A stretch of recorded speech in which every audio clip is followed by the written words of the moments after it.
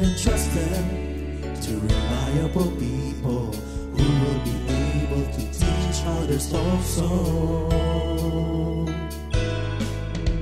Take the teachings you heard me proclaim in the presence of many witnesses and entrust them to reliable people who will be able to teach others also. Take the teachings you heard me proclaim in the presence of many witnesses and entrust them to reliable people who will be able to teach others also. Take the teachings you heard me proclaim in the presence of many witnesses and entrust them to reliable people who will be able to teach others also. 2 Timothy 2:2. Hallelujah, 2 Timothy 2:2. Praise the Lord. 2 Timothy 2:2. You and me, let us proclaim the gospel. 2 Timothy 2:2. Hallelujah. 2 Timothy 2:2. Praise the Lord. 2 Timothy 2:2. You and me, Let us proclaim the gospel of Jesus Christ. Take the teachings you heard me proclaim in the presence of many witnesses and entrust them to reliable people who will be able to teach others also. take the teachings you heard me proclaim in the presence of many witnesses and entrust them to reliable people who will be able to teach others also. 2 Timothy 2:2. Hallelujah, 2 Timothy 2:2. Praise the Lord. 2 Timothy 2:2. You and me, let us proclaim the gospel. 2 Timothy 2:2. Hallelujah. 2 Timothy 2:2. Praise the Lord. 2 Timothy 2:2. You and me, Let us proclaim the gospel of Jesus Christ. The harvest is plenty, but the workers are few. And as for me and my house, we will serve the Lord. We will serve the Lord.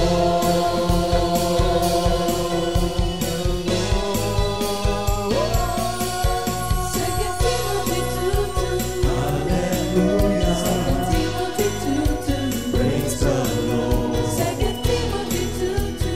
You and me, let us proclaim the gospel. 2 Timothy 2:2. Hallelujah. 2 Timothy 2:2. Praise the Lord. 2 Timothy 2:2. You and me, Let us proclaim the gospel of Jesus Christ. 2 Timothy 2:2.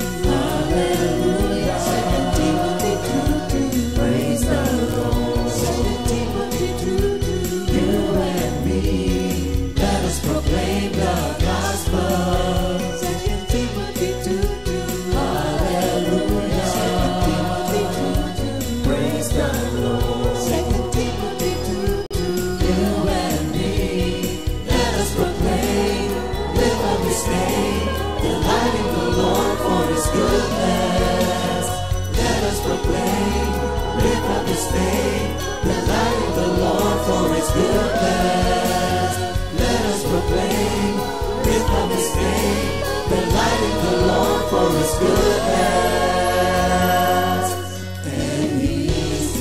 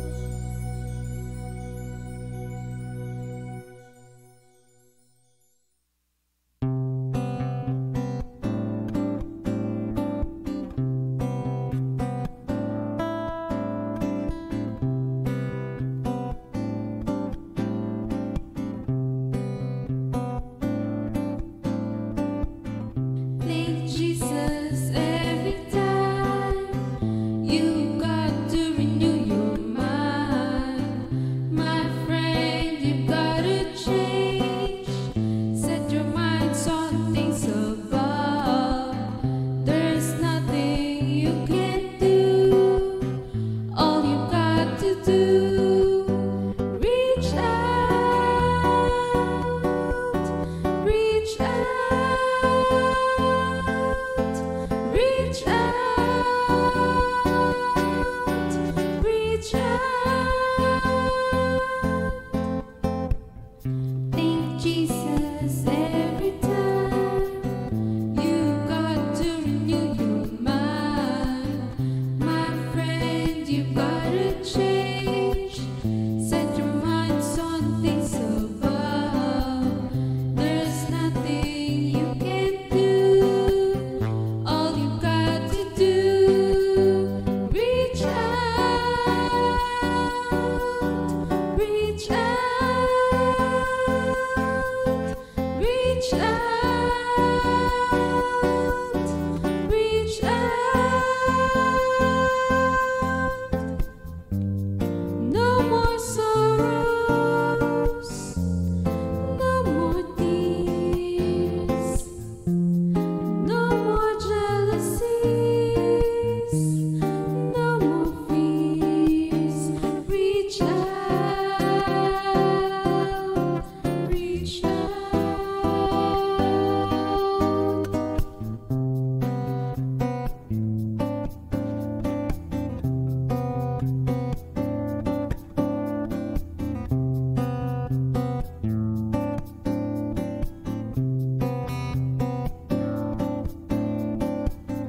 Thank Jesus every time.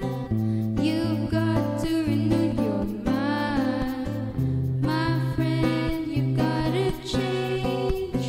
Set your minds on things above. There's nothing you can't do. All you got to do, reach out, reach out, reach out, reach out.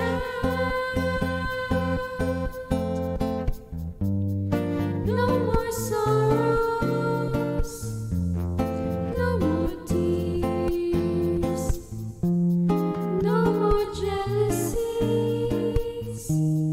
no more fears. Reach out.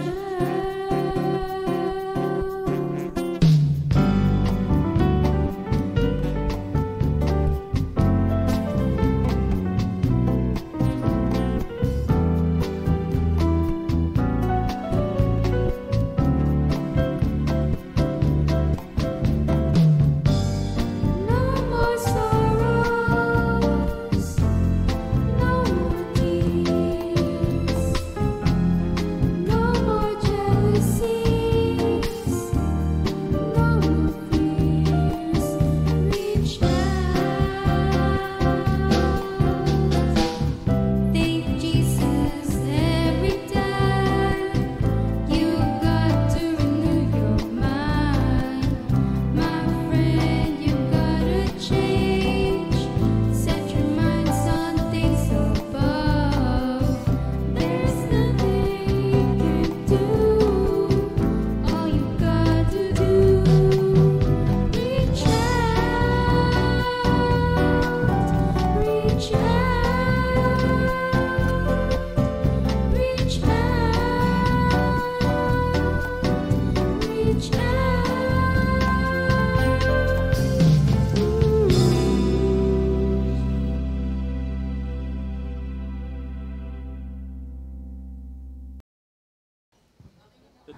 Good morning, Jesus! Good morning, Comfy family. Ayan. Blessed Monday po sa lahat ng mga kapatiran natin na nasa kanilang mga tahanan at saka po sa kanilang mga nasa trabaho. Sa news. Kung kayo'y inaalaw na makinig habang nagtatrabaho, God bless your company. Thank you, Lord po.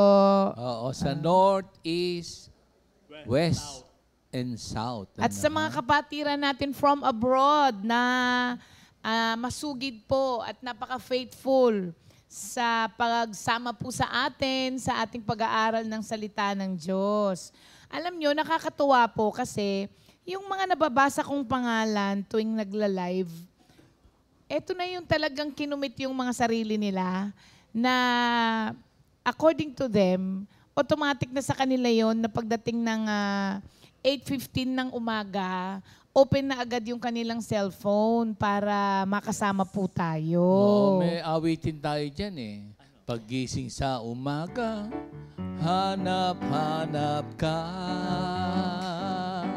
Sunod. Tamoy, bibigay buhay. Kay sarap namang malaman, may nagmamahal sa'yo.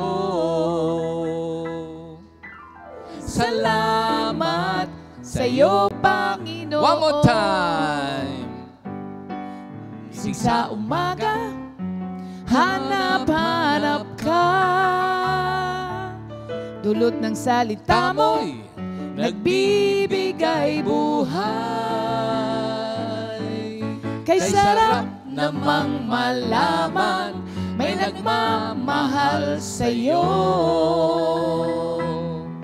Salamat sa'yo, Panginoon. Thank you, Lord. Ano? Ayaw na kantayin yung susunod? Walang pagsubok. Huwag na lang tayong pagsubok muna. Ah, Ano na daw? Sabi nung iba, tama na. na di mo kakayanin. Tulad ng sabat sa... Ano? Ano daw? Sige nga, paano, ano nga, paano yan? Walang pagsubok na di mo kakayanin. Sa bawat panalangin, ikaw ay diringgin. Ayon sa kanyang pangako, Amen. di kanya iiwan. Salamat sa iyo, Panginoon. Tuloy na natin nga. Okay, buti mo, Panginoong Jesus. Kay ganda ng buhay kong taglay. Sa'yo lang ang papuri, sa'yo lang ang luwalhati. Sa aking buhay, ikaw ang number one. Tayo tayong lahat from the start. Paggising sa umaga, hanap-hanap ka. Dulot ng salita mong nagbibigay buhay. Kay sarap namang malaman, may nagmamahal sa'yo. Salamat sa'yo, Panginoon. Walang pagsubok. Walang pagsubok na di mo kakayanin. Sa bawat panalangin, ikaw ay diringgin. Ayon sa kanyang pangako, di kanya iiwan. Salamat sa iyo, Panginoon. Okay, buti mo, Panginoong Jesus. Kay ganda ng buhay kong taglay. Sa'yo lang ang papuri, sa'yo lang ang luwalhati. Sa aking buhay, ikaw ang number one. Sa aking buhay, ikaw ang number one. Thank you, Lord. Amen. Para akong na-rejuvenate, Wow. Na-revive. na-refresh. Na-renew. Yan ang ating paksa sa umagang ito. Na-restore. Oo nga, kanina parang, pero hindi, pagdating ko dito parang Napapasayaw ka na agad. hindi, parang gusto ko magsumi. Di nila alam yun. Sumi, kapag yung excitement ng aso, hindi niya makontain, ang gagawin niya, tatakbo siya ng tatakbo ng walang tigil hanggang sa lumaylay yung dila niya sa pagod. Hindi naman lalaylay yung dila. Para bang tas biglang pupunta siya doon sa kanyang yung kanyang ano ba ang tawag doon? Yung sa parang tatay-nanay nung aso. Oo, parang kanina, parang gusto mong ma-energize. Oo. Lahat ng aso ganon. Nagsusumi talaga. Ang tawag, so yung hindi ma-contain yung energy nila at saka yung excitement, yung tuwa nila, kailangan ma-release nila yon. Kaya tatakbo ng tatakbo yun. Lalo na pag hanggang naiwanan mo. mapagod, tas babalik na dun sa... Pag naiwanan mo pala ng 1 araw, 2 araw, 3 araw, parang yung presence ng kanyang Tayo ba nagsusumi kay Lord? Masama ba yung salitang sumi? Ba't Hindi. pa sumi? Ano ba ibig? Zoom! Zoom. Ganon. Kanina pa, sa atin naman, Mag-hyper. Parang kanina, ewan ko, kung kayo parang medyo nanlulumo, pagising sa umaga. Hindi. Gusto pa uli. Hindi. Kakaiba pala, no? Pagka nagkaroon ka ng...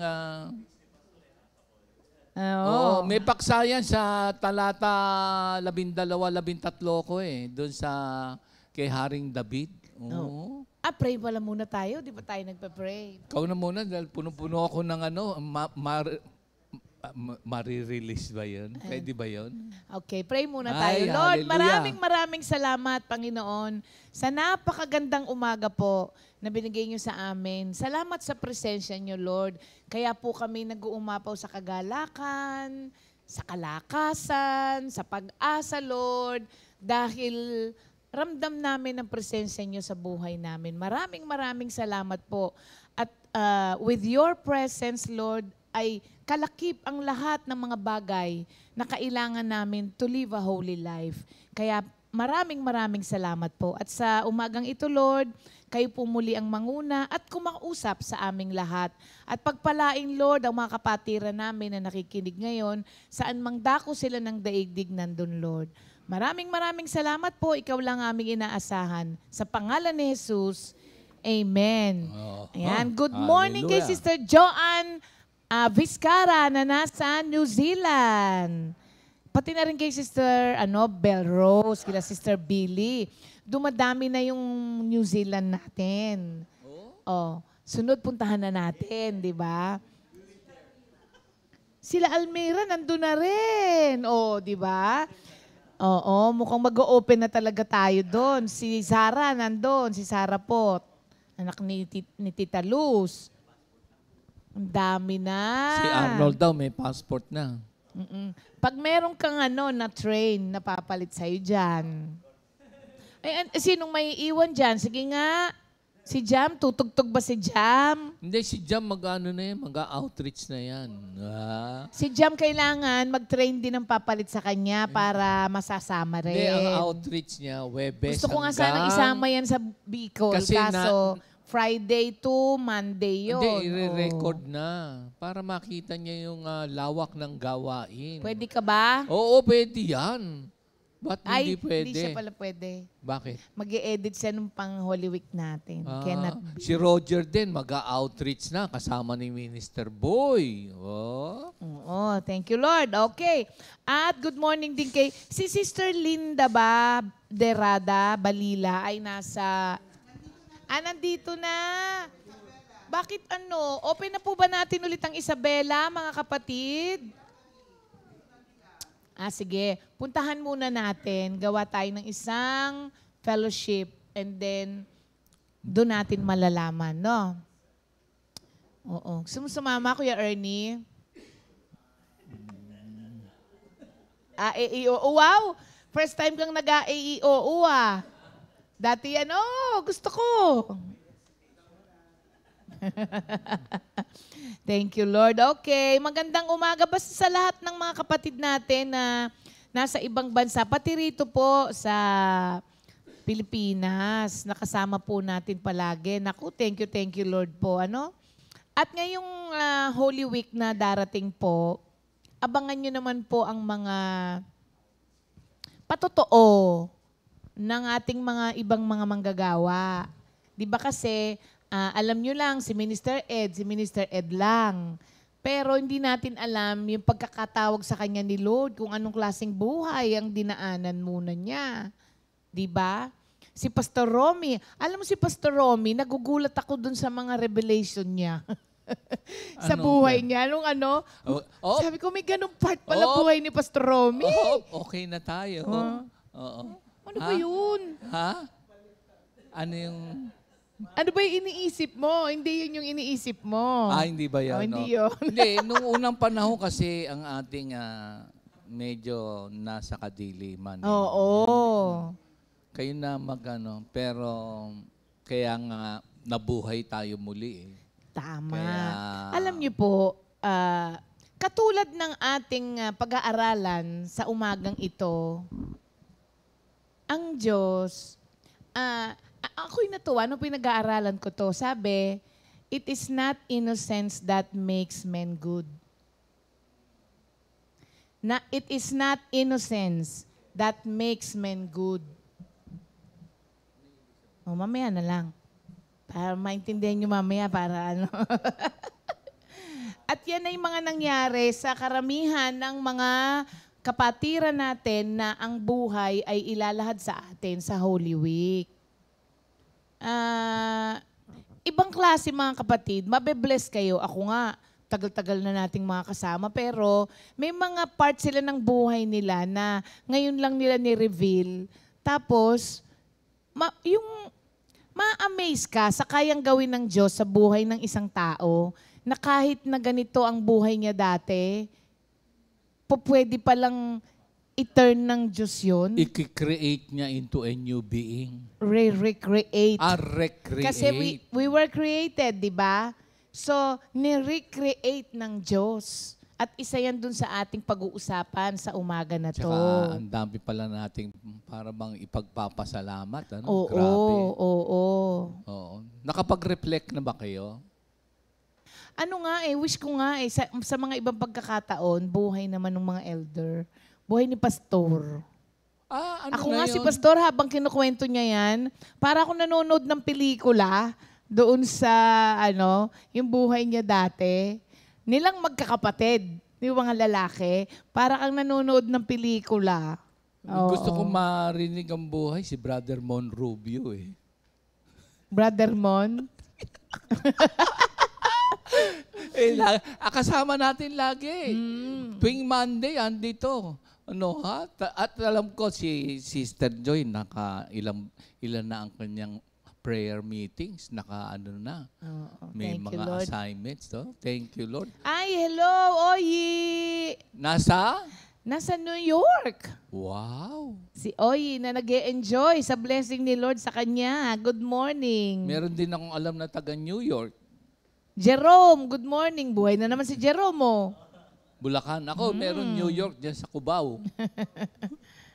May New York sa Brother Cubao, diba? Melchor, kamusta ka na, Brother Melchor? Ay, amen. Oo. Isang milagrong, walking miracle yan si Brother Melchor.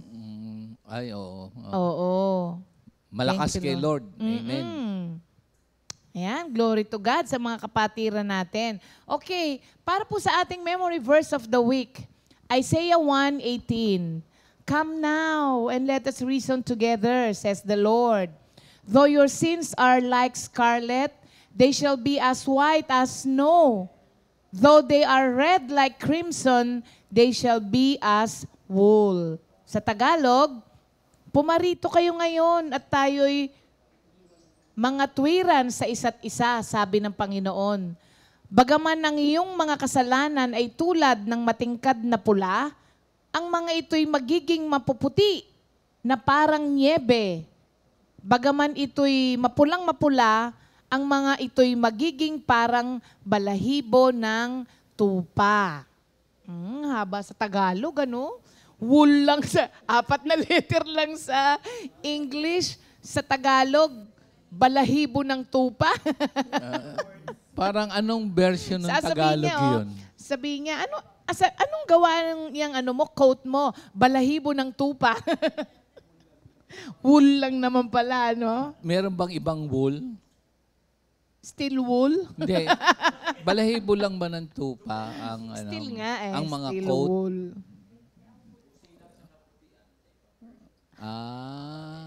Wool. Maputi yata kasi yun, di ba? Oo. Cotton na lang gusto mo. Ha? Cotton. Cotton? Oo. Thank you, Lord. Okay. Ang atin pong babasahin na verse ngayon is Psalm 51, verses 10 to 13? 13. Sa'yo na? Sa'yo na. New King James? Hanggang 10 lang ang nakalagay kasi sa... Wait lang. Oo. Psalm 51, tayo mga kapatid, 10 to 13. Good news ako. Sige. Kantahin na lang natin.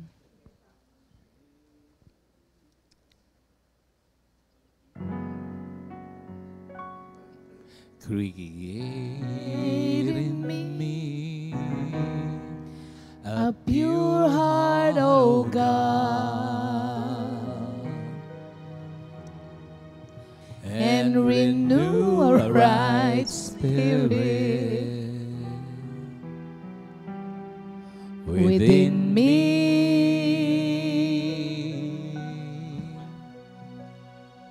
Create in me a pure heart, O God,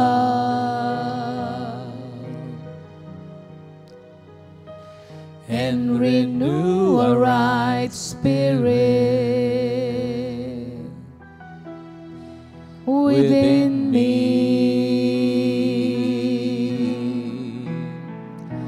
Do not cast me from your presence, O Lord, or take your Holy Spirit from me. Restore to me the joy of your salvation, and grant me a willing spirit to sustain me. Yan ang ating pag-aaralan sa umagang ito, mga kapatid. Alam nyo, sabi po ng mga mangangaral, wala na daw pong sincerest and purest na apology or repentance than this na Yan galing yung kay Haring. True repentance. Meron bang repentance na hindi true? Oo, meron. Yan ba ay nagaganap tuwing Lenten season? Madalas, oo. Ah. Oo. Ano So, kaya ang tawag dun sa repentance na yon? Untrue? Worldly sorrow. Oo, kailangan godly. Meron palang worldly. Ito, pag-aaralan na natin. Nag-i-intro pa lang ako. Ayan, oo. Hindi kasi yung season ngayon, nagre-reflect tayo. Nare-remember natin. And then, oftentimes, it will lead us to repentance. Oo. Ano lang, intro muna. Sige. Itong Psalm 51 po na to kasi ay patungkol sa naging kasalanan ni Haring David kay Bathsheba. Hindi lang kasi kay Bathsheba siya nagkasala, pati pa kay Uriah, pati sa mga nasasakupan niya bilang hari. Pero ang nagkasala siya sa Diyos. Kasi ang Diyos ang nag-anoint sa kanya bilang hari. Tapos, siya rin ang pumili sa kanya. So, ang talagang nagkasala siya sa Diyos. Natutuwa po ako dito kasi even the most noblest men na makikita mo ay, lalong-lalo na sa Bible, ay mga pinili ng Diyos na nagkasala. Ang ano rito, mga kapatid, ang ipagpapasalamat natin dito, hindi kinonceal ng Biblia yung mga weaknesses nitong mga tao na to. Hindi para ipahiya sila, kung hindi para ipakita ng Diyos din sa atin na pagwawala siya sa buhay natin, talagang lahat tayo marupok. Minsan nga, nandiyan na si Lord sa buhay natin, pero bumibigay pa rin tayo. Na talagang wala tayong magagawa sa buhay nang wala ang Diyos sa atin. Yun ang ipinapakita rito. Tapos, kaya nga yung sabi ko sa inyo kanina, innocence doesn't make men good. Kasi hindi lahat ng mga tao na mababait at walang ginagawang masama ay mabubuting tao. Kasi yan ang lagi nating sinasabi pagka, uy, tanggapin mo na si Lord, uy, attend ka ng prayer meeting, uy, sama ka sa amin, uy, kilalanin mo naman ng Diyos. Ang lagi nating sinasabi, okay na ako, wala naman ako inaagrabyadong tao, wala naman akong sinasalbahing mga tao, hindi naman ako gumagawa ng kasamaan. Hindi ba? Pagka ganun po kasi ang katuwiran natin, taliwas tayo sa sinasabi ng Biblia na all have sinned, hindi ba? And fall short of the glory of God. At taliwas din tayo sa sinasabi ng Biblia na without God, men are nothing. Hindi ba? So, hindi porke inosente ka, ay mabuting tao ka. So, yun, ako doon. Innocence doesn't make men good. Sinong ano yun? Sinong scholar ng Bible, ano? Parang napaka-profound nung kanyang sinasabi na kailangan... Si David Gusick. Oo, ang nagsabi nun. So, natuwa ako doon sa sinabi niyang yun. Sabi ko, oo nga, hindi porke inosente ka, mabuting tao ka na. At hindi porke makasalanan ka, ay katapusan mo na yun at hindi ka na pwedeng gamitin ng Diyos. At hindi ka na pwedeng i-recreate, i-renew, i-restore ng Diyos. Yun ang makikita natin dito kay Haring David. Hindi po sa minamaliit ng Diyos ang kasalanan. Don't get me wrong, mga kapatid. Hindi po minamaliit ng Diyos ang mga kasalanan. In fact, pag pinag-aralan po natin ang buhay ni Haring David, simula itong Psalm 51 na to, na isulat po niya ito, mga kapatid, ang kanyang pagsisisi ay simula nung nirebuke siya ni Nathan sa kasalanan niyang yon. Alam niyo ba hanggang sa ipinanganak na yung anak niya kay Bathsheba, yung agony niya nung kasalanan na ginawa niya, dala-dala pa rin niya.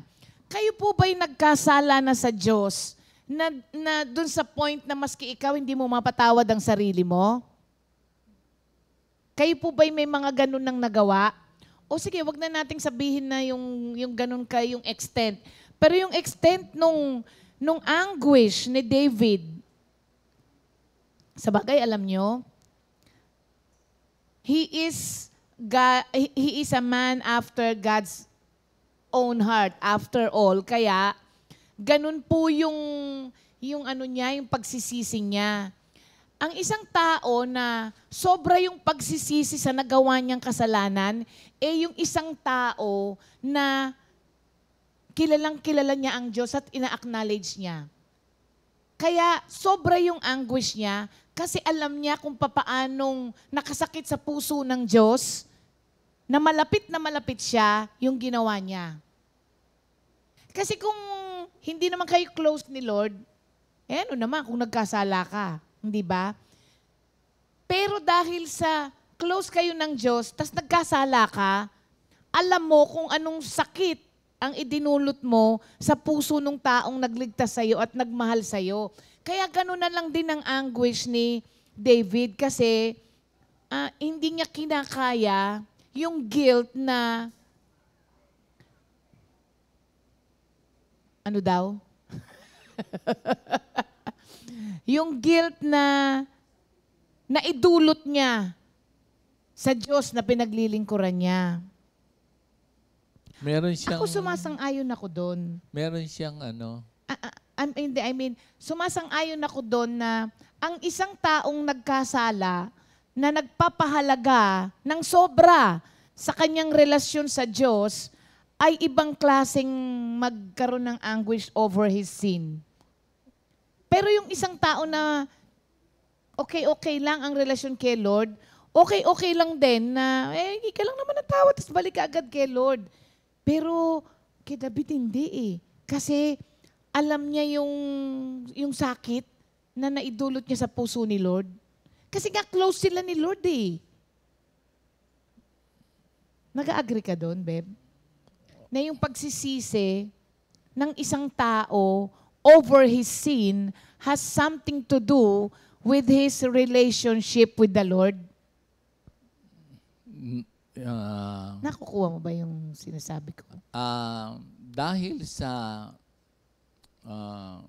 supernatural consummation of God's revelation, which is the Bible, and if we come to a point wherein we have discovered in the Bible what God has done for mankind, which is the cross, then you come to a point na hindi mo na pwede kasing hindi ko alam kasi yun eh. Kaya ako ginagawa. Parang, ang haba ata nung sagot ko. Haba nga ng sagot mo.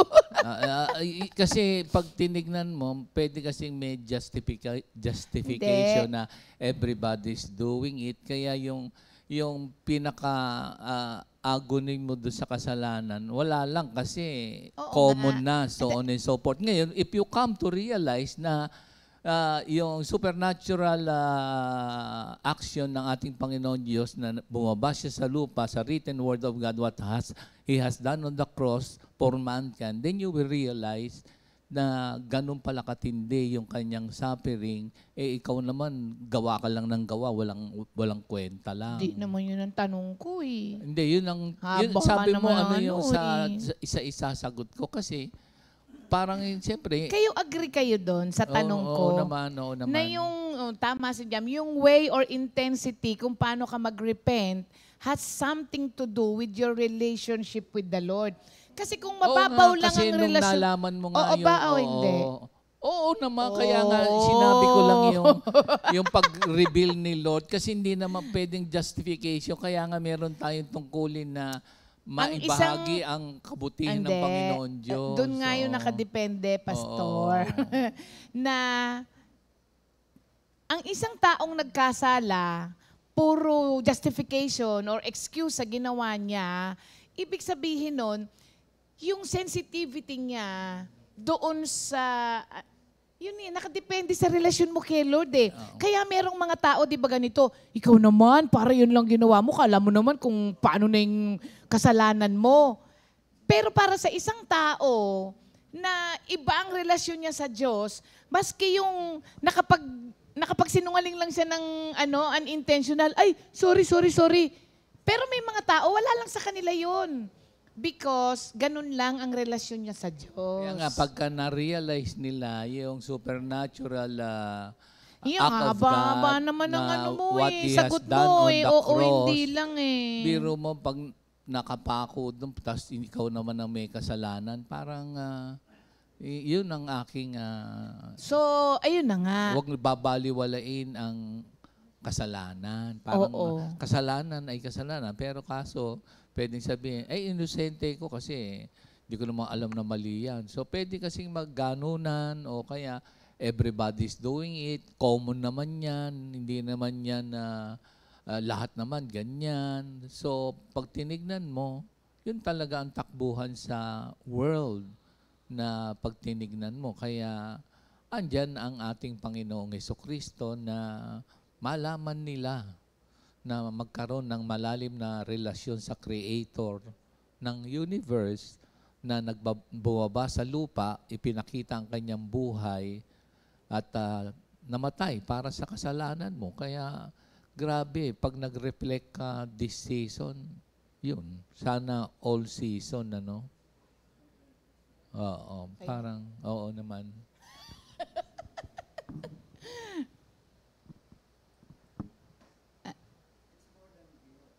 Ha?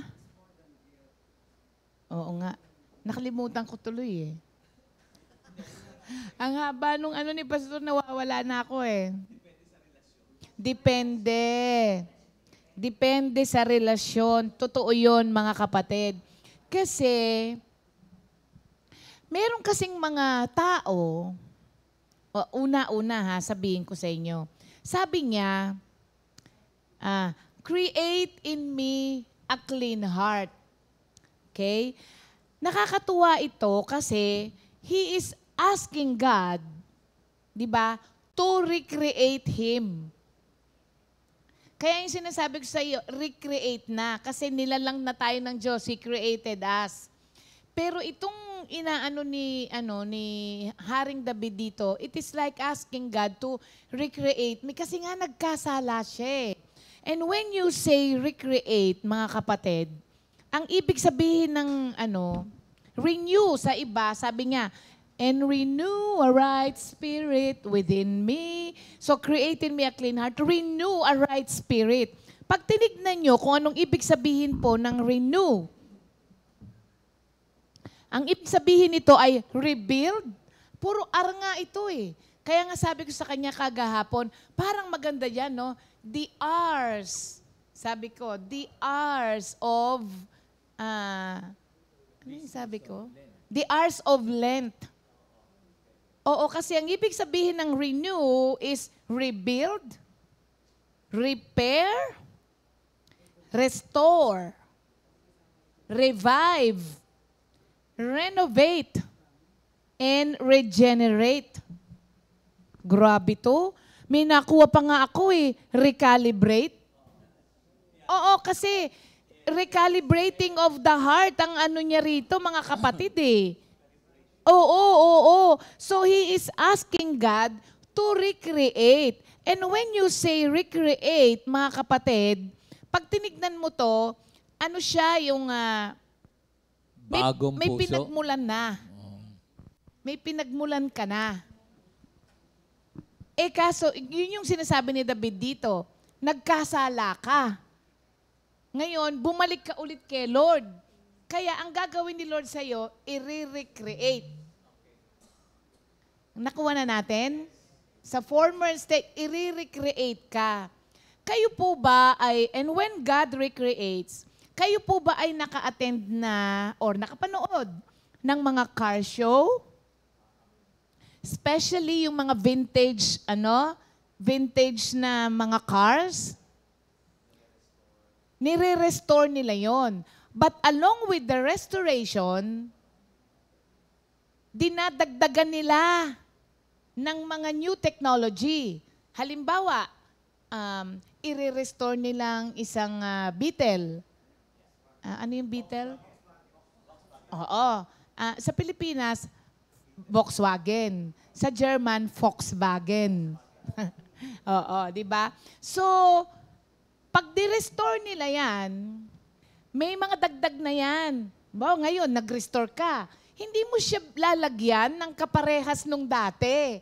Kasi meron ng mga new technology na mas makakabuti at mas magpapa-enhance pa doon sa sasakyan na lumang yan. Para kahit na luma siya, pag ni-restore na siya, makakasabay na siya doon sa mga bago ngayon. And when God recreates us, nilalagyan kanya, ine-enhance niya tayo. Bakit? Kasi every time na merong mga ganon, kailangan kanyang lagyan ng mga bago na. Para yung dating puso mo na laging masuwayin, sumunod na sa kanya. Kaya when God recreates people, binibigyan niya ng bagong puso, binibigyan niya ng renewed mind. Kasi kung ibibigay pa rin ng Diyos sa iyo yung dati mo na pusong masuwayin, di walang nagbago sa iyo. Yan yung sa ating panahon sa New Testament nga, binigyan tayo ng bagong puso at kaisipan. Yan. And this is a renovation from inside out. Kasi bakit kanyo kailangan itong recreate? And bakit kailangan ng renovation from inside out? Maraming mga tao, alam nyo, ang ganda-ganda ng kaya natuwa ako, kaya sinabi palang purest repentance, itong kay Haring David. Nung nagkasala siya, ang unang-unang hiningan niya ng tawad ay ang Diyos. Maraming mga tao, pag nagkasala sila, pumupunta sa ibang tao at ginajustify kung bakit nila nagawa yon. Nagpapaliwanag sila sa mga tao, sa ibang tao.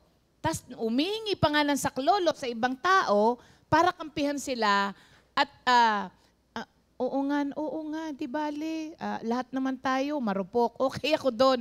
Pero ang nangyayari, humihingi ka muna ng advices from people before asking for God's forgiveness.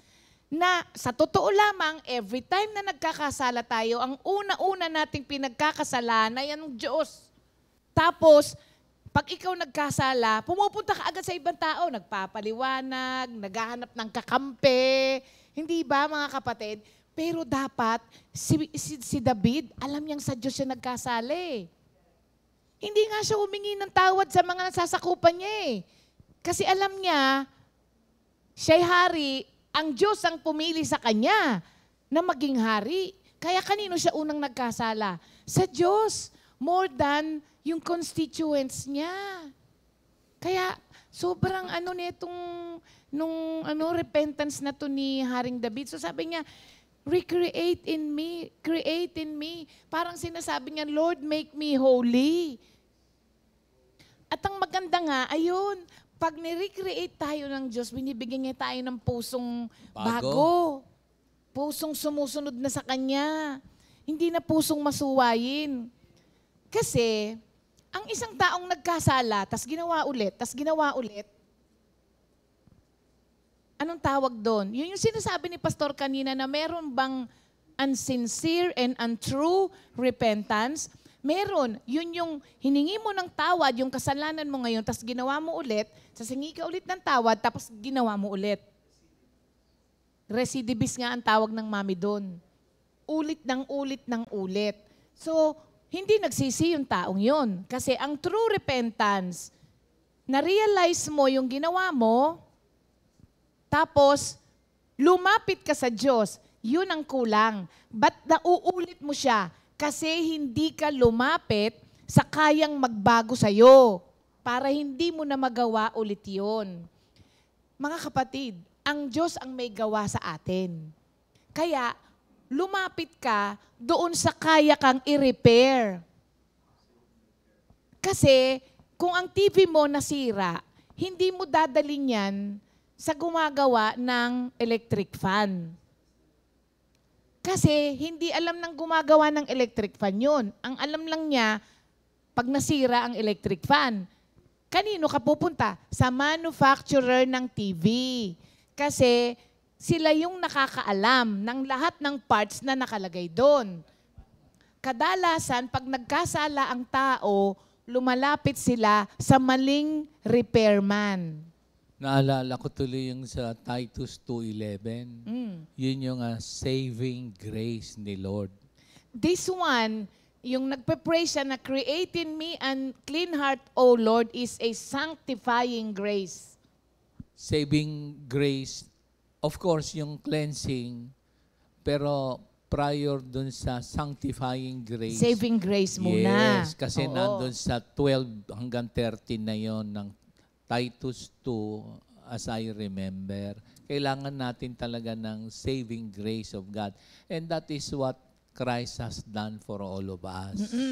Tapos nagkasala siya. Saving grace. Niligtas tayo eh. Nagkasala tayo. This time, we have to ask God for a sanctifying grace.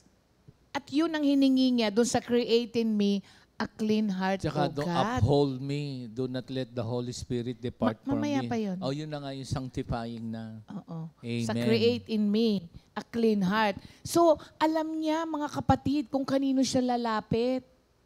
Pagka nagkasala tayo, tahimik ka muna. Pumunta ka sa Diyos.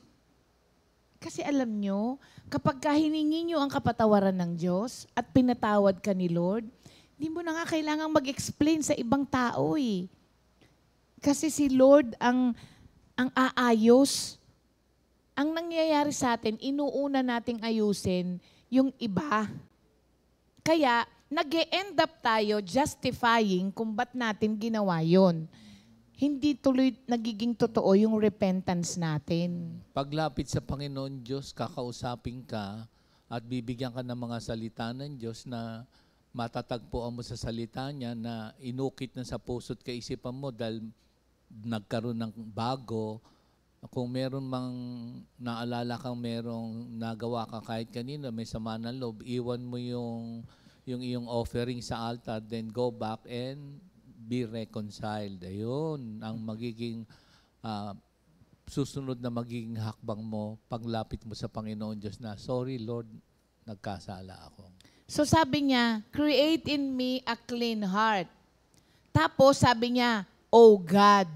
Diba? Create in me a clean heart, O God. So, dito, nire-remind niya tayo na ang primary allegiance nating mga tao na nagkasala is to God and His ways. Kaya sabi ko sa inyo kanina, ang kagandahan kay David, pumunta siya agad sa Diyos. Ina-acknowledge niya na hindi tutuwid ang buhay ko hanggat hindi ikaw ang nangunguna sa akin. Bimo sabi niya, Oh God. So yung allegiance niya, dapat lahat tayo, ang allegiance natin is to God and His ways. Hindi bali nang di ka magustuhan ng mga tao, basta ang allegiance mo to God and His ways. Marami kasi sa atin, hindi natin nagagawa kung ano ang pinagagawa ng Diyos sa buhay natin dahil ang allegiance natin nasa mga tao sa paligid natin.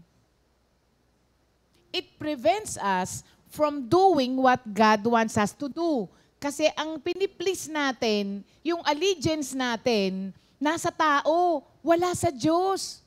Pero dito ipinakita ni David, sabi niya, Lord, tingnan mo ha, kung hindi kay Lord ang allegiance niya, sa Kanya siya lumalapit, tapos sabi niya, baguhin mo naman ako para ang magawa ko ay kalooban mo. Wala siyang ibang hindi nga sinabing para magawa ko kung ano ang inihingi ng constituents ko sa akin. Wala siyang ganon. Hindi nga yun sinabi. Sabi niya, baguhin mo ko para ang magawa ko ay kalooban mo. Dapat ganon tayo, mga kapatid. Kaya tayo winarningan ng Diyos not to please men because you will end up doing what other people want you to do instead of doing what God wants you to do. Mamumuliti ka talaga tayo pagka ganun ang mangyayari. Didiktahan na tayo ng dapat nating gawin ng mga tao sa paligid natin. You will end up not doing what God wants you to do. That is the danger of pleasing men. Ito, sabi niya, talagang yung allegiance niya sa ways lamang ng Diyos. And sabi niya, and renew a right spirit within me. This is a, puro nga, sabi ko mga kapatid reawakening us of our need for God's help in recalibrating our hearts. Ulit, reawakening us to our need for God's help in recalibrating our hearts. When you say recalibrate, to change the way you do or think about something. Kaya siya kay Lord humingi. Kasi alam niya na hanggat hindi ang Diyos ang nagbigay sa kanya ng bagong puso, mauulitin lang niya yun Mauulit din niya yung kasalanan ginawa niya. It makes sense because ang Diyos, ang may bigay sa Kanya, ang may gawa sa Kanya, He alone can do something about the heart na ibinigay din ng Diyos sa Kanya. Nakukuha natin, mga kapatid? Alam niya at ina-acknowledge niya na hanggat hindi ang Diyos ang nagbago sa puso niya, hindi ang Diyos ang nag-recalibrate ng puso niya, magagawa niya ulit yung kasalanan na yun. Ang galing, no? Hindi, ang galing talaga. Para pala yung mekaniko na pagka pinagawa mo,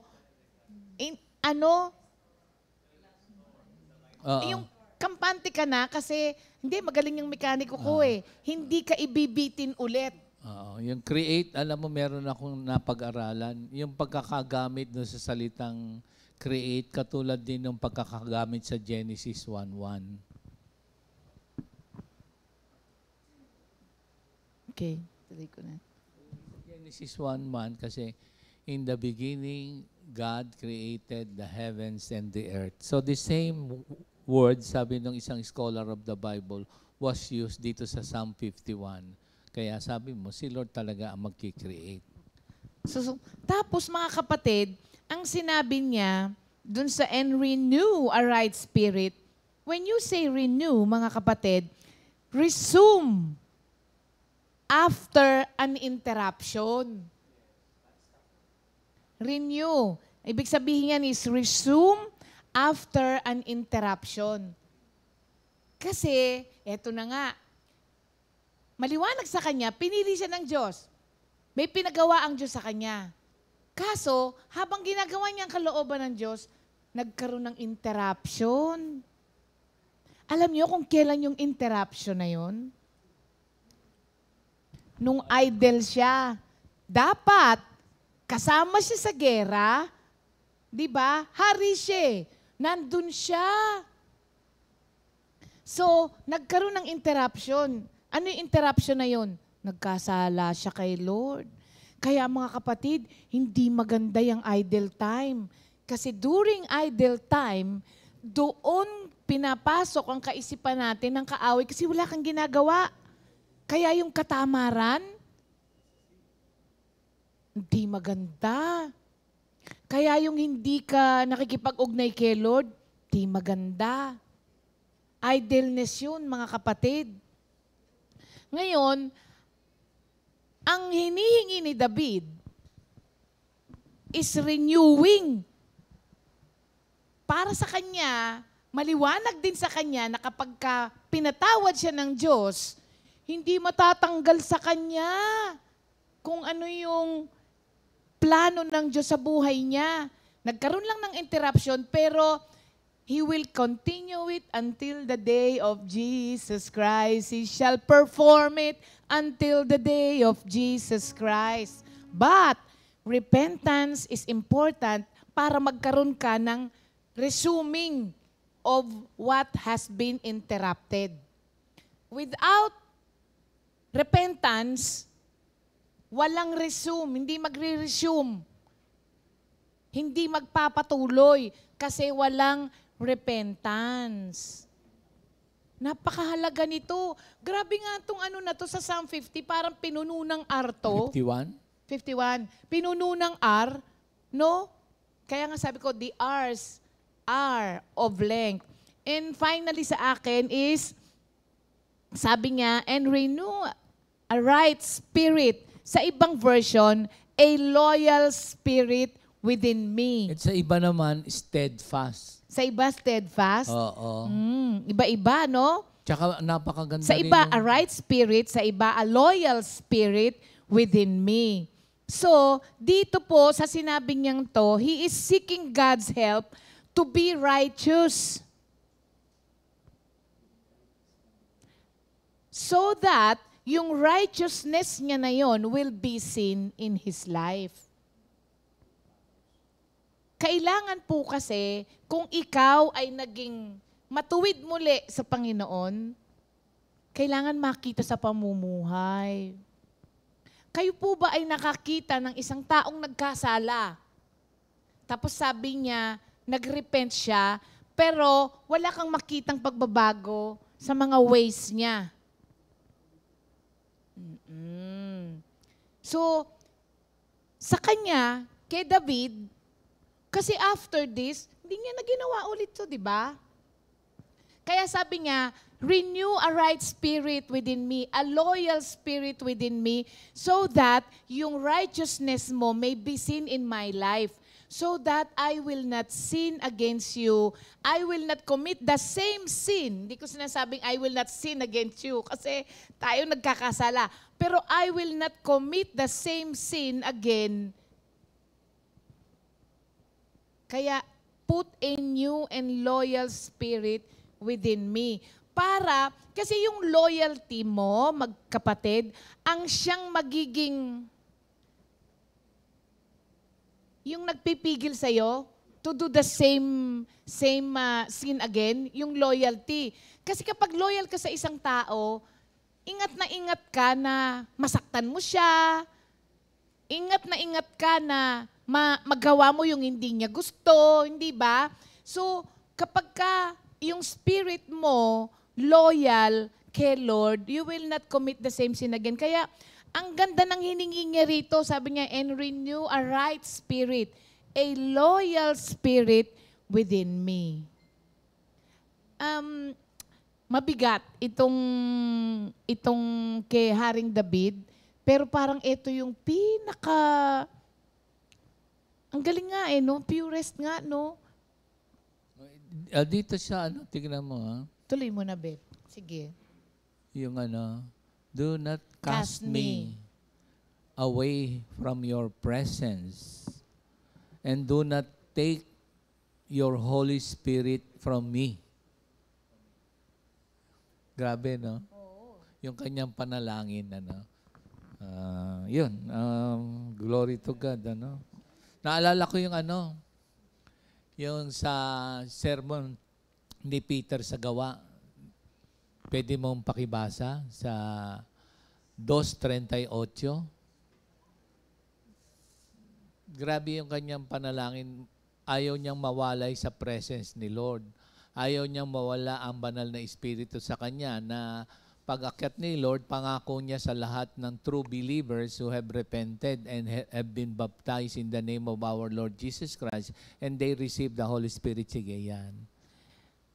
Repent. Then Peter said to them, repent, and let every one of you be baptized in the name of Jesus Christ for the remissions of sins, Then, and you shall receive the gift of the Holy Spirit. Yun, ito yung sa panahon natin ngayon. Nung time na yun kasi, yung sinasabi niyang renew a loyal spirit within me, it is not the same as the indwelling of the Spirit dito sa New Testament nung umakyat na yung si Lord. Yan yung sa Trinity na na-mention sa Old Testament yung Holy Spirit. Pero ito yung Spirit na nag-a-anoint sa kanila kapag ka merong pinagagawa ang Diyos. Like halimbawa sa kanya, the Spirit that anointed him para ma-fulfill niya yung pinagagawa ng Diyos sa kanya. Sa Trinity kasi, God the Father, God the Son, God the Holy Spirit. So, the commencement and the completion sa New Testament, sa ating mga mananampalataya, sabi doon, repent and be baptized in the name of our Lord Jesus Christ for the remission of sins, and then you will receive the gift of the Holy Spirit, yung banal na Espiritu Santo na mananatili sa atin. So, yung living, being filled with the Holy Spirit, that is our way of life as Christians. At yun na nga, ang sabi niya, huwag tanggalin. Grabe, no? Pero meron dito na hindi na ipagpapatuloy. Gusto niyong tignan natin, ha? Sabi rito, restore to me the joy of your salvation. Doon muna ako. Itong isa, hindi rin natin masyadong napapansin. So, tignan ko, ha? Then, tignan nyo, I will teach transgressors your ways. So tayo, una sa lahat, masasakit ba ang mga buto nyo? Para bang matanda na ang mga buto nyo? Para bagang kayo'y nasa init ng summer ngayon, ang init-init, Oo. Ito yung naging kalagayan ni Haring David nung hindi pa siya nagkakaroon ng repentance. Gusto niyong malaman kung nasaan? Sa awit din, 32, sa 4:5 pababa. Tingnan nyo. Kapag meron kang inililihim at ikaw ay hindi umiimik, pero meron ka namang nagawang nalabag mo ang kalooban ng Diyos sa pamamagitan ng iyong kasalanan, maaaring commission, disposition, or omission, ito yung nagiging kalagayan. Sabi doon, parang yung buto ko ang sasakit. Pero meron namang ibang kadahilanan. Binigyan lang niya ng parang analogy na parang, kaya nga kanina parang sabi ko parang ako nakasumi. Di ba parang kayo nakasumi din? So ibig sabihin, May ito, kinalaman naman talaga, babe, no? Kapag ka meron kang kasalanan na hindi ningin ng tao, lulugo-lugo talagang tao. okay, kaya nga kanina, ang lakas-lakas natin, thank you Lord, yung kahapon, wala tayong nalabag na kalooban ng Diyos. Yun ang ibig sabihin doon. Totoo rin naman pala yung pag may nakita tayong malungkot, sinasabi natin, humingi ka na ba ng tawad? O kaya, search your heart.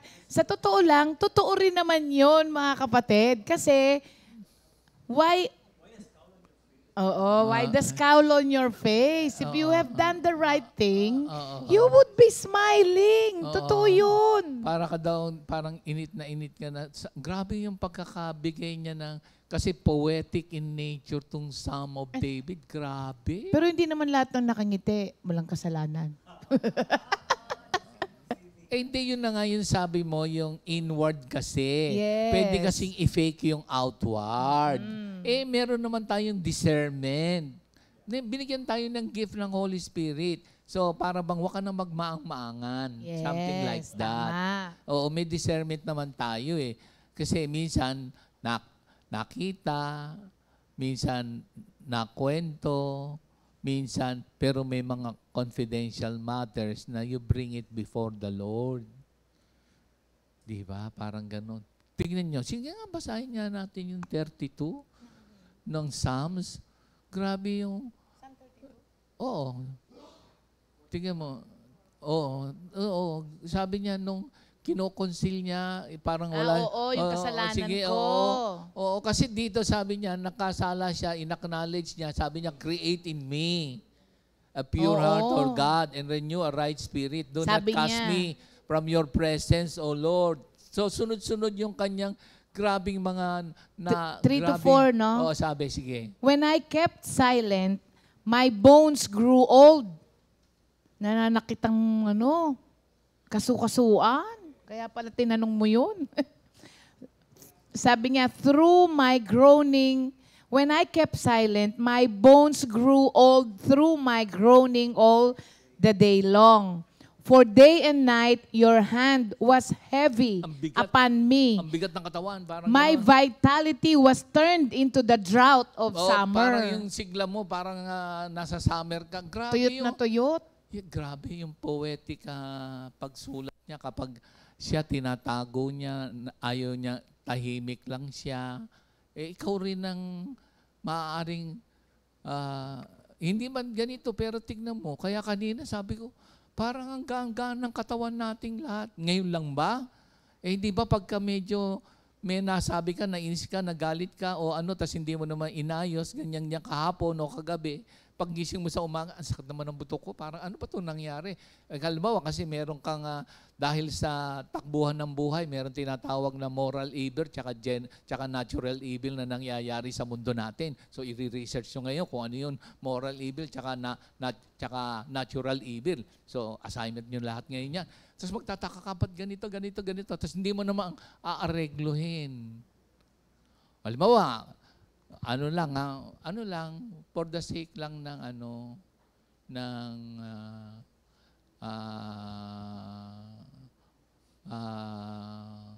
wag na kaya.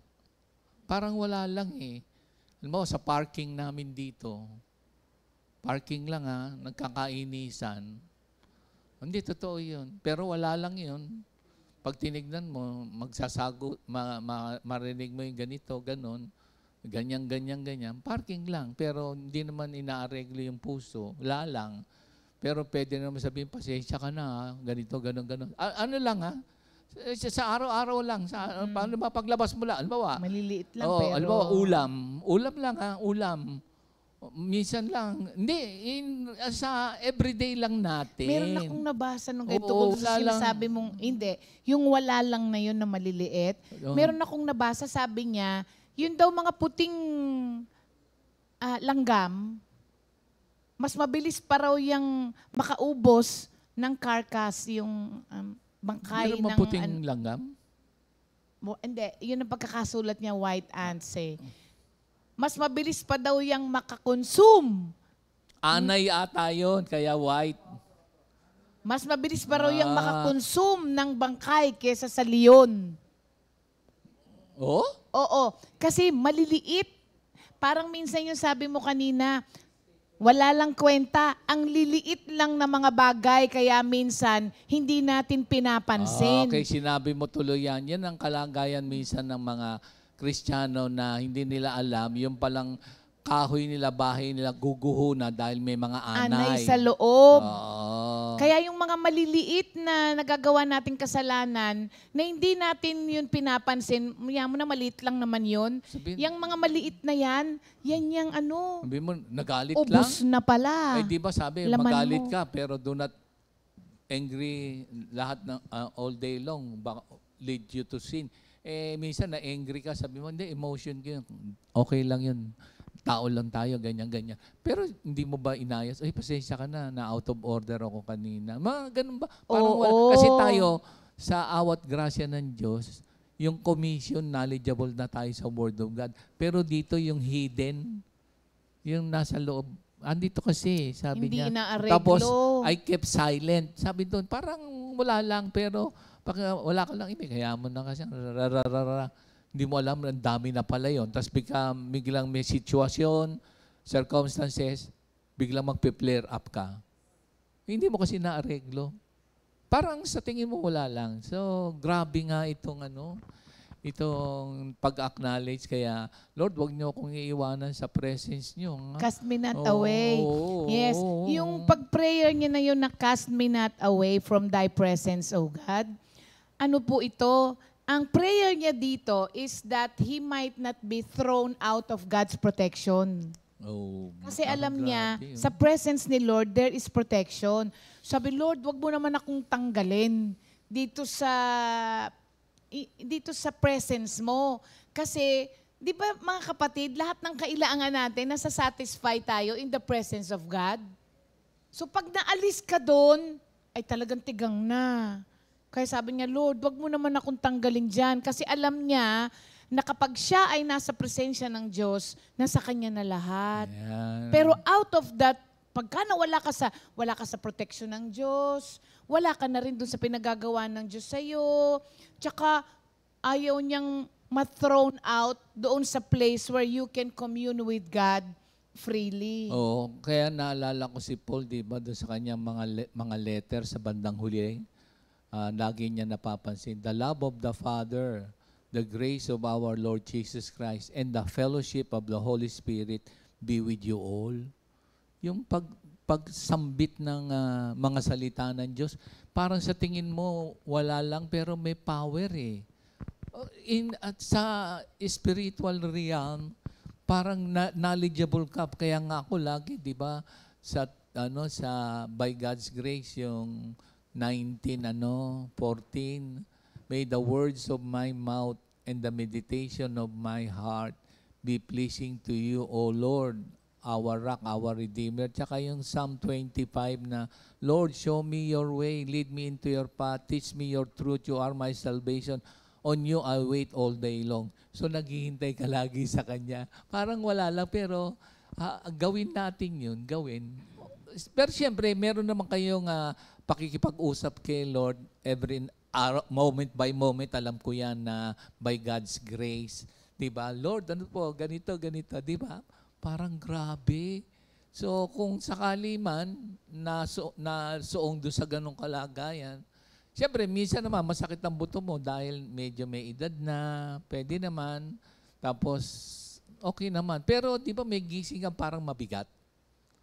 So, pagka nag-reflect ka, Lord, alam mo, kahapon, siyempre, isipin mo kahapon, ang dami mong activities, nakasalamuha, so on and so forth.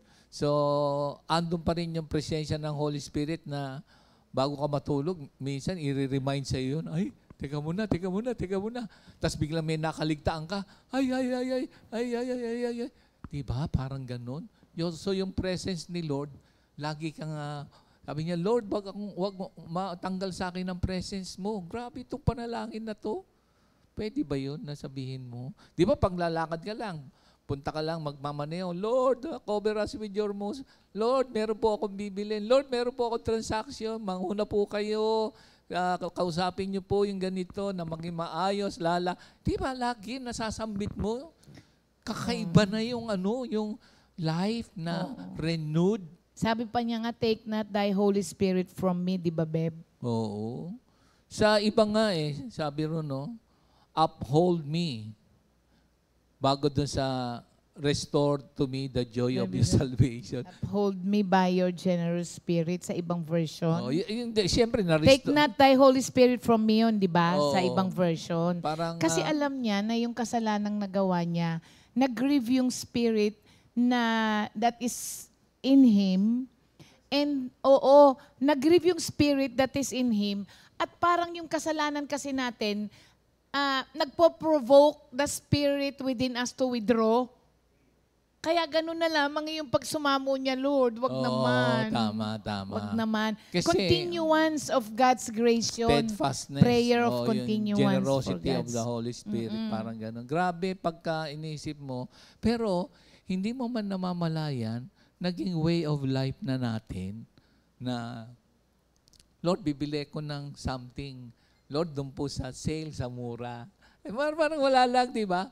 Kahit Lord, lalakad po ako ganito. Lord, mamamalengke, meron po bang ganito? Parang lang, sasabihin mo, pati ba naman yan? I-storebohin mo pa ang Diyos, napaka-ganito. Meron ka namang intelligence, ganito. Pero hindi na Sige, pagka purbahan nyo, ang daddy pala yung purbahan nyo. Ano ba yung purbahan? Parang i-prove mo, ganon. Kaya purbahan, ang sabi ng daddy. Di ba grabe pala yung pagkilos ni Lord sa buhay ng mga regenerated, nagkaroon ng, yung sabi doon, repentance, nabaptize. Ang ibig sabihin nun, pag nabaptize, magkakaroon tayo ng baptizing na yung to be enveloped, to be submerged. So, ililibing yung nasa Romans 6, yung lumang pagkatao, tapos mabubuhay ka, tapos natanggal na yung kasalanan mo sa pangalan ni Jesucristo, papatnubayan ka ng Holy Spirit, filled and led by the Holy Spirit. Napakagandang kalagayan natin pag inisip mo. Pero, hindi ko napapansin itong sumunod to na, me. Hindi, yung, Ano yan? eto restore to me the joy of your salvation. So, kung mga buto-buto, matanda ng buto, parang ganito, baka merong, mag-reflect ka muna, baka merong something na nagawa ka na labag sa kalooban ng Diyos. O, of course, sa social being tayo, sa pakikisalamuha, Dalawa daw kasi ang effect ng sin sa isang tao. Una, it made him, kay David, it made him sad. Pangalawa, it made him weak. Tama. Kaya yung panalangin niya, joy ng kanya depende dun sa dalawang yon ng effect sa kanya ng kasalanan niya. Ngayon, na-restore na dahil humingi na ng true repentance. Na-vitalize na. Bakit nag-restore to me the joy of your salvation? Nawala ba yung salvation niya? Di ba parang yung buto niya, parang sabi niya doon sa sulat Hindi niya. nawala yung salvation niya. Hindi nawala, pero yung... The joy. Kapag nagkasala tayo kay Lord, hindi naman nawawala yung salvation natin kasi niligtas na tayo Ginawa ng Diyos yun sa cross. Ang nawawala, mahabang usapin yan. Ang nawawala is the joy of your salvation. Hindi mo na ngayon ma-appreciate yung salvation na yun and you cannot walk according to that salvation anymore kasi nawala na yung joy. Hindi mo na siya, hindi mo na ma-enjoy ngayon. Kasi alam nyo, yes, yung our appreciation of the salvation of God, yun ang nagbibigay ng joy sa atin. Yes. Ngayon, nagkasala ka, hindi nawala yung salvation. Pero yung joy of that salvation, di mo na ma-experience. Hindi na. Kaya sabi niya, restore to me, hindi naman yung sinabing restore to me my salvation, di ba? Restore to me the joy of my salvation. Kasi it made him sad eh. Nung nagkasala siya kay Lord, hindi na siya wala nang kaligayahan sa kanya. Pagka binasa nyo yung Psalm na mga nagawa ni David, makita mo doon na hanap-hanap niya yung the joy nga eh. Hindi na ako ulit kasi hanggat hindi siya nagrepent at hanggat di niya natanggap yung kapatawaran ng Diyos, hindi mababalik sa kanya yun. Kaya yun ang inihingi niya. It made him sad, kaya restore to me the joy, sabi niya, of your salvation. Kaya nga sabi ko, parang nakasumi tayo ha. So pag inisip mo, parang salamat sa Diyos, kahapon ay nakagawa tayo ng kalooban ng Diyos. Di ba? Kahapon. Ngayon, kung nag-kept silent ka dahil nakapag-inis ka, sama ng loob, nakasalita ka, kahapon, kagabi, tas natulog ka, tas hindi sumakit ang buto mo, wala lang sa'yo, anong tawag Actually, doon? dalawa yung prayer niya dun eh. Parang wala lang, nagkaroon ng medyo konting argumento, wala lang, ganito, tas biglang wala lang sa'yo, natulog ka. Anong tawag doon? Hardened heart na. Parang lang, yun lang siya. Wala lang siya, tapos hindi naman niya aayusin. Hindi, yun nga yung sinabi mo, hindi true yung repentance. Okay. Oo, hindi true yung repentance. Oh. So, sobrang galing nito, no, mga kapatid, yung niya. Dalawa actually yung ginawa sa kanya nung kasalanan niya. Kaya yung prayer niya, according to that dalawa. No? Pero, nalungkot siya nung nakagawa siya ng kasalanan, kaya restore to me the wala joy. yung vitality, sabi niya. Nawala doon. of your salvation. Tapos, it made him weak. Kaya ang prayer niya, uphold a right spirit Within me. within me. Oo, kasi, totoo yun, mga kapatid.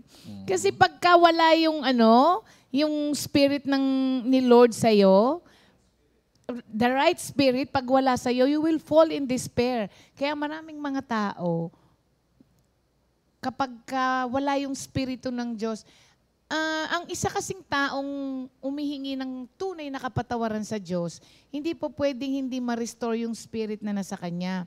So kapag yung sabi mo kanina, yung sorrow, kapag worldly, inihiwalay ka nito kay Lord, nilalayo ka. Pero yung heavenly sorrow, it will bring you back to God. Godly nga eh. Godly sorrow. It will bring you back to God. Pero yung worldly sorrow, ilalayo ka kay Lord. Hindi, ulitin mo lang, parang ganon. Sorry ka lang dahil nabuko. Tapos uulitin mo ulit. Tapos gano'n na naman Pero ulit. pag hindi nabuko, Cycle. you kept silent.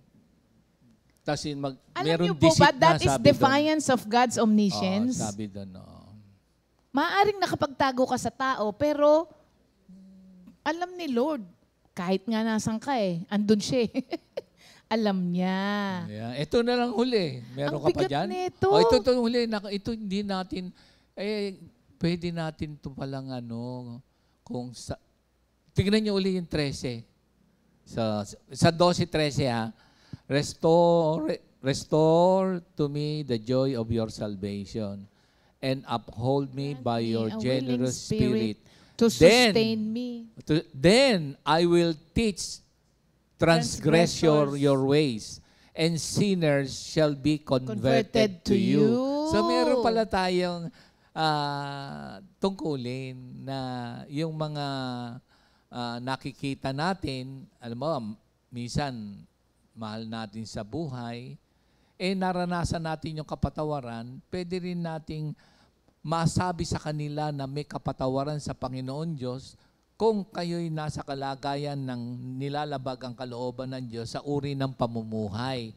So, tayo ngayon ang teach natin yung mga Transgressors. ng ways ng Diyos. Sasabihin natin at ipamumuhay natin. Pero napakahirap na naranasan nyo ba na hindi nyo nagagawa pero kaya nyong ituro? Oo. Meron. Meron nga. Kaya lang, nalalaman ng Diyos ang puso mo. Yes. So, hindi ka, ang tawag doon, may deceitfulness pa rin doon. Napakahirap na magtuwid. Halimbawa, ako. Naranasan ko ang takbuhan ng kadiliman sa pamamagitan ng pagwasak ng mga tao sa nasa Galacia 5:16 hanggang 21. Kaya kapag nakakakita ako ng taong nandun sa lulong sa kalagayan na yon, alam ko yung aking sinasabi na wawasaking kanyan kasi yan ay sorcery. So, ako yon, halimbawa, nakita ko, hindi tama yan, itigil mo na yan. Tapos ngayon, kung ikaw naman ay magsasabi na magpatawad ka, tapos hindi ka naman nagpapatawad, kaya mo pa rin ituro yon. Kaya mo pa rin ituro. Pero yung iyong doctrine and behavior, kailangan mag-match. Halimbawa, ikaw naman ay, halimbawa, ano ba yung mga pagbasa mo ng salita ng Diyos na kinausap ka, na nakaalpas ka, pwede mong matulungan din yung nandun sa ganung kalagayan. Yes. Pero ang maganda nga doon, baka siya naligtas, ikaw hindi. Nasa unang Korinto 9 rin niya, 27. Dahil doon sa nasabi mo, pero ikaw naman, hindi mo naman pinapatupad, sabi doon. Sabi ni Matthew Henry, penitents should be preachers. Okay. So, Yan yung sinasabing, then I will teach transgressors your ways, and sinners shall be converted to you. And that is the reason why we have to be thankful at hindi kinonsil ng Biblia yung mga faults even of the noblest men sa Bible, kasi it will teach other people of what God can do kahit na tayo'y nagkasala, kapag ka tayo ay humingi ng totoong kapatawaran sa Diyos. He can make you great again. Basta merong true repentance. Kaya nga grabe pala itong then I will teach transgressors your ways. Kasi Pero na-experience tama ka kanina. Hindi ka makapreach sa ibang tao kung papaano yung pagpapatawad, kasi baka mamaya hindi ka pa rin naman nagsisi, kaya hindi mo alam kung paano talaga yung tunay na kapatawaran. Paano mo i-share? You cannot give what you do not have, mga kapatid. Lagi nating naririnig yun. Grabe to, grabe. Hallelujah. Oo hindi ka makakaano. And mga kapatid, yan din po ay theme ng ating Lenten presentation. 'Di ba? Na kahit na gaano kaputi yung ating memory verse, kapula ang iyong kasalanan, kayang paputiin ng Diyos. Sabi ni Pastor kanina, hindi lamang tuwing Lent tayo nagkakaroon ng ganito.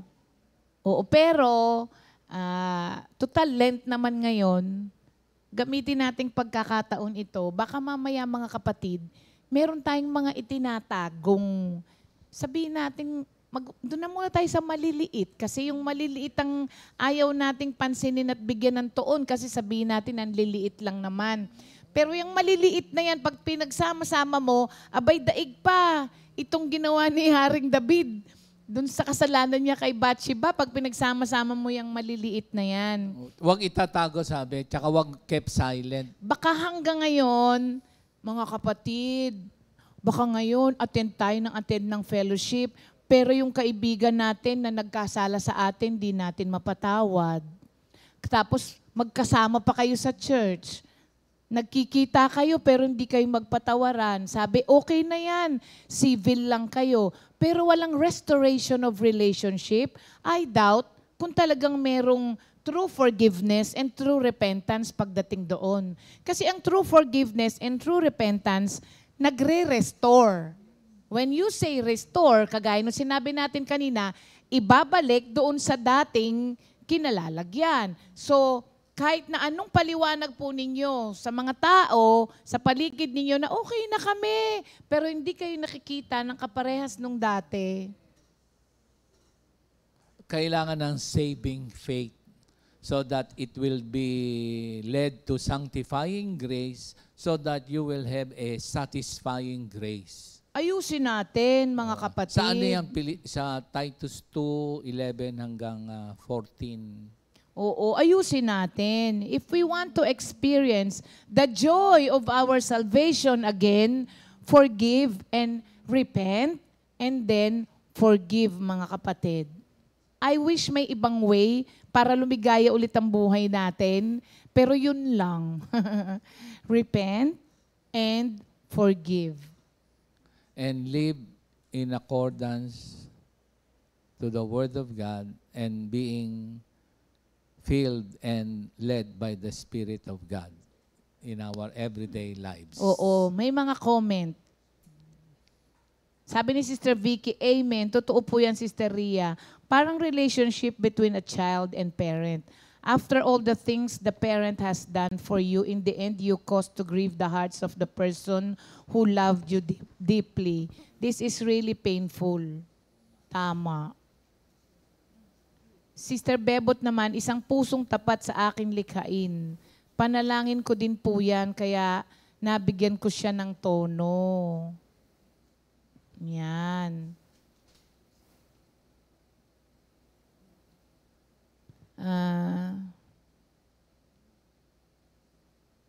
Sabi ni Jamie, nung nag-panic attack po ako nung December, yan po yung kinanta ko kay Lord. Yung sobrang pagod po ako lagi. Nakalimutan ko makipag-communicate kay Lord. Madaming laman ng puso ko na hindi tama. Tapos, mainitin na ang ulo ko. Yan yung song po na yan, yung nagpakalma sa akin. Create in me a pure heart. Tapos, do not cast me from your presence, O Lord. Sa part na yun, yung kinanta ko, kumalma po ako ng sobra. Tapos simula nun, nagbago po lahat. Mas lalo akong nanabik kay Lord. Nakaka-attend na ako palagi ng prayer meeting na hindi po ako kinakabahan. At mas peaceful na ngayon compare po sa dati. Thank you, Lord. Ayan. Yun na nga, balik tayo dun sa if you have done the right thing, you would be smiling. Kapag malungkot ang buhay natin, lagi, tas malungkot yung countenance natin, hindi makita sa atin yung joy of our salvation, evaluate, mga kapatid. There must be something na nagawa natin na hindi tama. Because sabi, if you have done the right thing, you would be smiling. Baka nga meron. And then, ask the Lord to reveal it to you. At pag ni-reveal ng Diyos, hihingi natin ng tawad. Kasi, hanggat di mo hinihingi ng tawad yan, hindi ka mawawala dun sa ganung kalagayan. Di tayo mawawala sa ganung kalagayan. No, napakaraming lesson nitong panalangin na to ni Haring David. Amen. Oh, thank you, Lord. Sabi ng iba, tama na. Sige, tama na po. Happy birthday kay Sister Fina Mercado and Sister Peming Pilak. Oh, dalawa. Gusto niyo marami? Happy birthday po sa inyo, mga kapatid.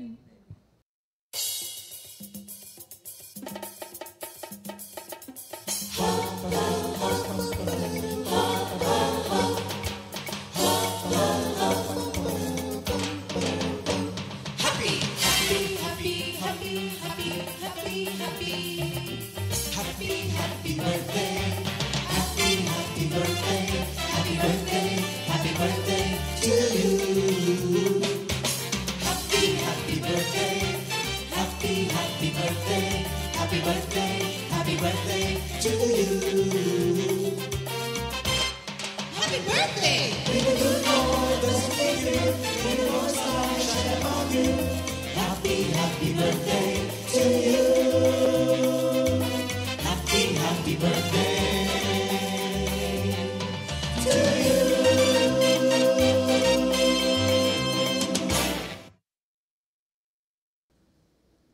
Happy birthday, mga kapatid! Happy birthday. Ayan. Thank you, Lord po.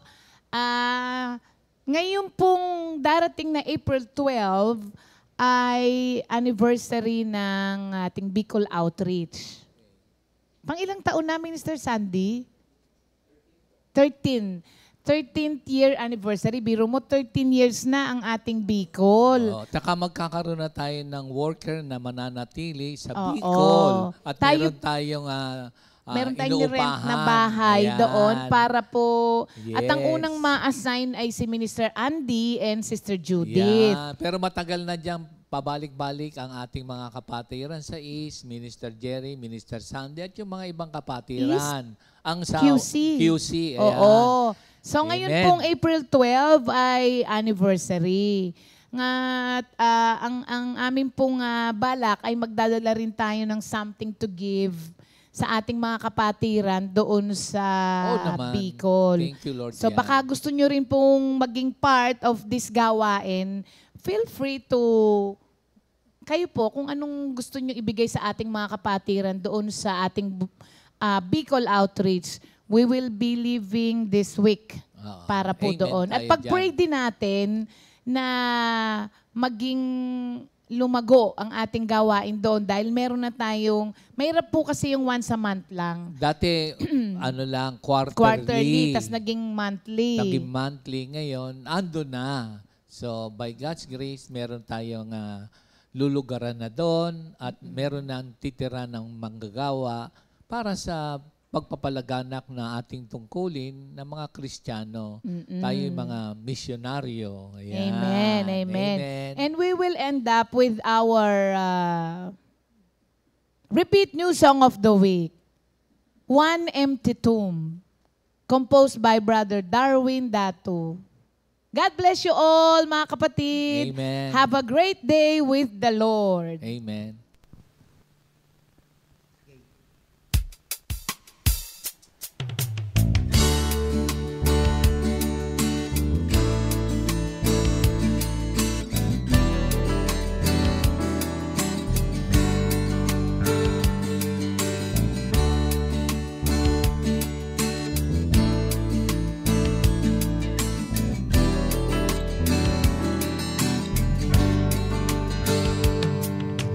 My life has been full of flaws. Each day that I pass, wandering nowhere, running here and there. I am weary and weak.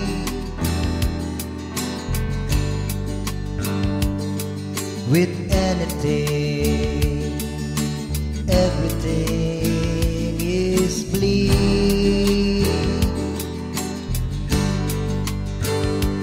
Like a lamp to my feet, His words reminded me the grace of that one empty tomb has set me free. I am saved by Him, the one who died for my sins. I am saved by Him. He is risen. He is risen. I am saved by Him, the one who died for my sins. I am saved by Him. He is risen. He is risen.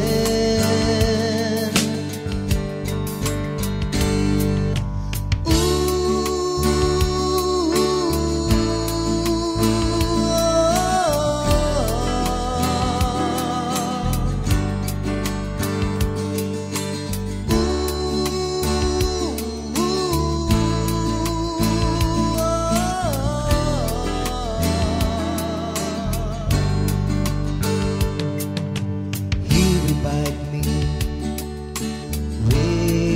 righteousness and directed my steps.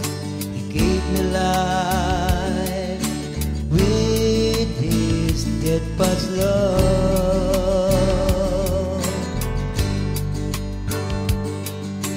Great is His mercy on me.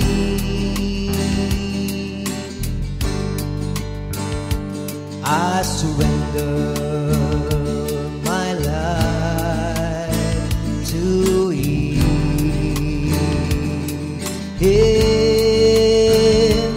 like a lamp to my feet. His words reminded me the grace of that one empty tomb has set me free.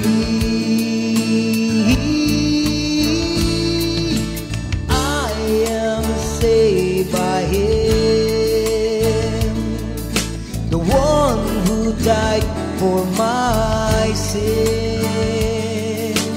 I am saved by Him. His reason, His reason. I am saved by Him, the one who died for my sins. I am saved by Him. His reason, His reason. I am saved by Him, the one who died for my sins. I am saved by Him. His reason, His reason.